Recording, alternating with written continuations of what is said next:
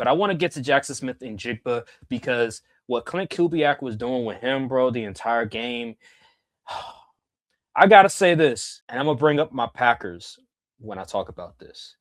You see what happens. You see the value of having a number one wide receiver, of having a wide receiver that you can move around, a wide receiver that is one of the better pass catchers, one of the better route runners in the NFL. I'm watching Jaxon Smith-Njigba. They moving him around. They got him in the backfield. You could tell it's confusing the Rams defense. They don't know what he's doing. I'm looking at that and I'm like, and then Brian, I was watching film and so many times because Jaxon Smith-Njigba is such an elite receiver and such a threat downfield, he allows other guys to get open. So like the coverage would be so occupied on Jaxon Smith-Njigba, he'll be double covered. Two guys will be in their zone around his area, and that'll leave somebody else open. And see, that's why I don't care what anybody says. Oh, it's better, to have just a bunch of receivers that are not a number one because the defense don't know who is going to go to. That's a bunch of BS because Jaxon Smith-Njigba and Clint Kubiak showed you why having a bona fide number one superstar receiver can have an effect on your offense.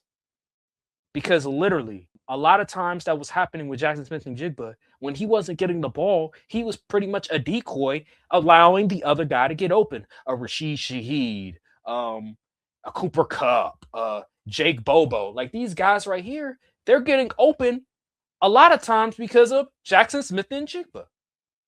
So I don't want to hear that. This is why I bring up my Packers, because for the past, ever since Devontae Adams left, they've had this philosophy of we're just gonna bring in a bunch of okay receivers by committee and do wide receiver by committee, and there's not gonna be a definitive number one receiver. And here's the problem with that.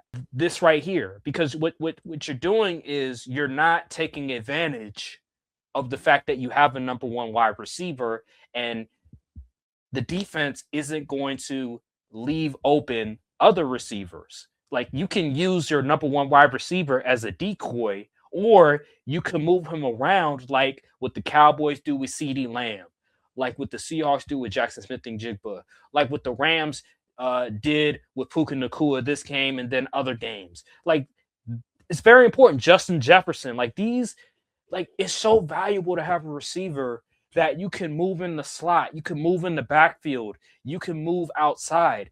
I don't understand why Matt LaFleur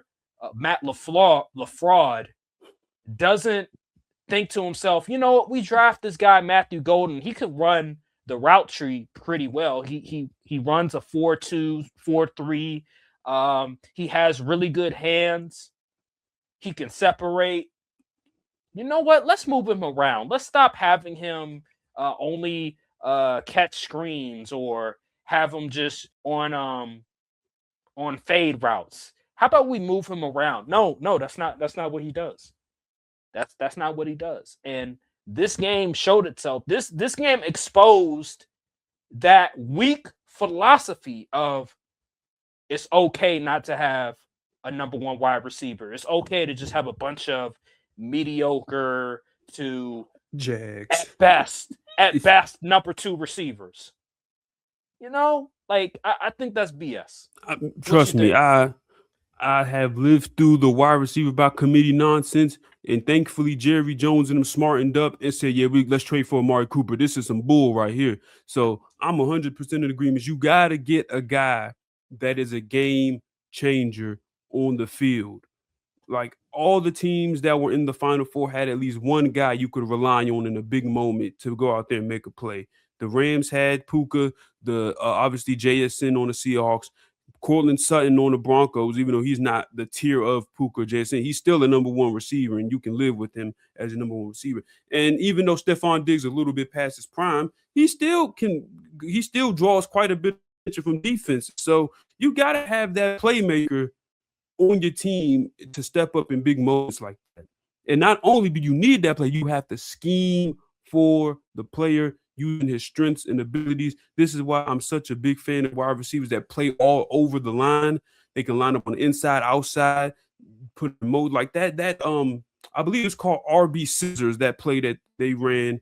JSN kind of motioned in the back, and he went to the slot, and then he was wide open. Like, you need to be able to use your wide receiver one like that. I like the outside. Oh, can he win on? I don't care if he can win on the outside. Does he win everywhere? That's what I'm worried about. And JSN wins anywhere.